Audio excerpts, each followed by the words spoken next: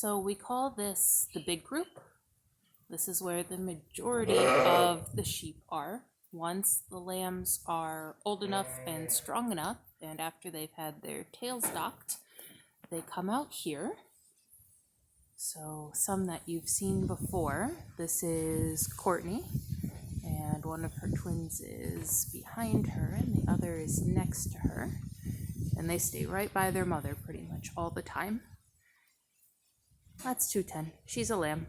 She's very friendly, even for a Montadale.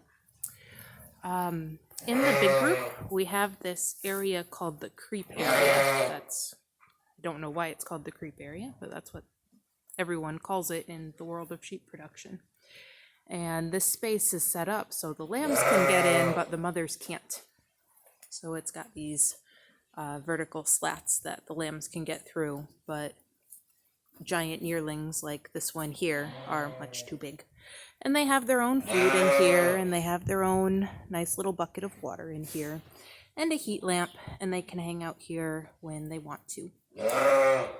So someone asked about the numbers on the sheep. So we use a paint brand. It looks like a brand like that you would heat up and use, but we just dip it in paint. And you can see that there's 416 in the back that has a line over the top.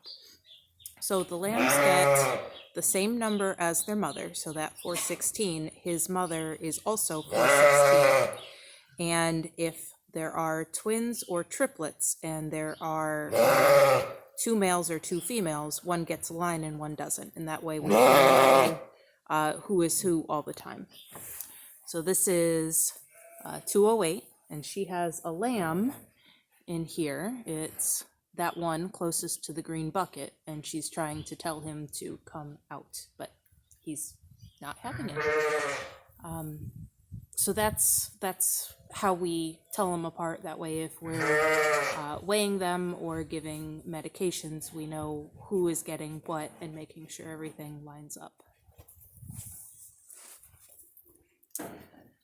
There's some lambs in the back corner over there, and they have a big roll of hay. It takes them about 4, 5, 6 days to eat a big roll of hay, depending on how many are in here and how much they like the mix of grasses in that roll of hay.